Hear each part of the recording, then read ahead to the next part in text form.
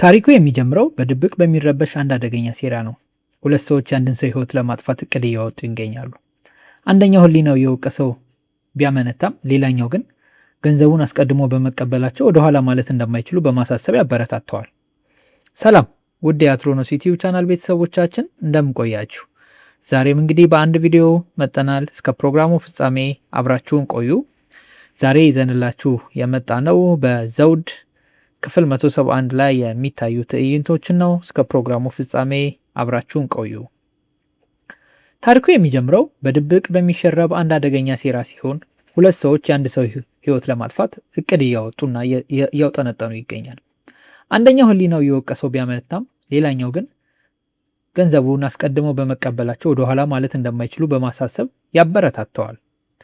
እቅዳቸውም የታታር ከማል በተባለው ሰው ኦፕሬሽን ላይ የሐሰት የፖሊስ ወረራ በማስመሰል የታሰበውን ሰው በገንዘብ ምዝበራ ወንጀል ማጥመድና ሕይወቱን ማበላሸት ነው። በሌላ በኩል ዋና ገጸ ባህሪው ፓራይዝ ካየር እጅግ አሳሳቢ ሁኔታ ውስጥ ይገኛል። የመንግስት ገንዘብ በማጉደልና ስልጣኑን አላግባብ በመጠቀም ተከሶ ፍርድ ቤት ቀርቧል።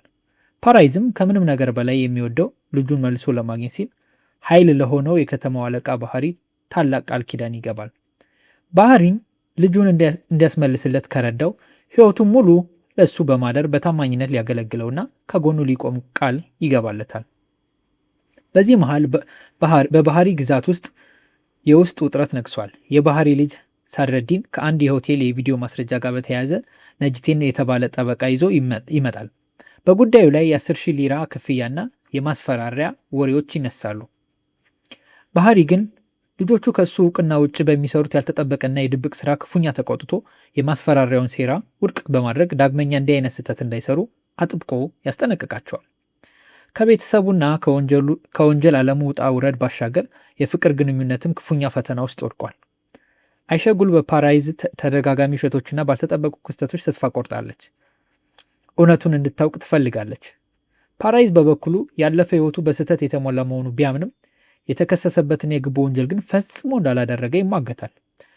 ፈጥኖም ይሁን ዘግይቶ ንጹህ መሆኑን እንደሚመሰክሩለት በግልጽ እምነቷን መልሶ ለማግኘት ይማጸናታል።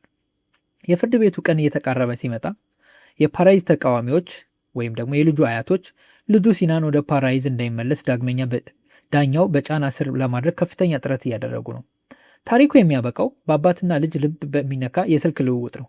ትንሹ ሲናን ስለ ፍርድ ቤቱ ውሳኔው ቢጨነቅም አያቶቹ የሚሉትን እንደማይሰማና አባቱ ጥሩ ሰው መሆኑን ጠንቅቆ እንደሚያውቅ ይነግረዋል። አባትና ልጅ በቅርቡ አብረው ሆነው ፊልም ለማየትና ፒዛ ለመብላት ያላቸውን ተስፋ በመለዋወጥ ይጽናናሉ። እንግዲህ ውድ ተመልካቾቻችን ለዛሬ ይዘንላችሁ የመጣ ነው በክፍል 171 ላይ የሚታዩ ትዕይንቶች ይሄን ይመስል ነበር። በሌላ ቪዲዮ እስክንገናኝ መልካም ቆይታ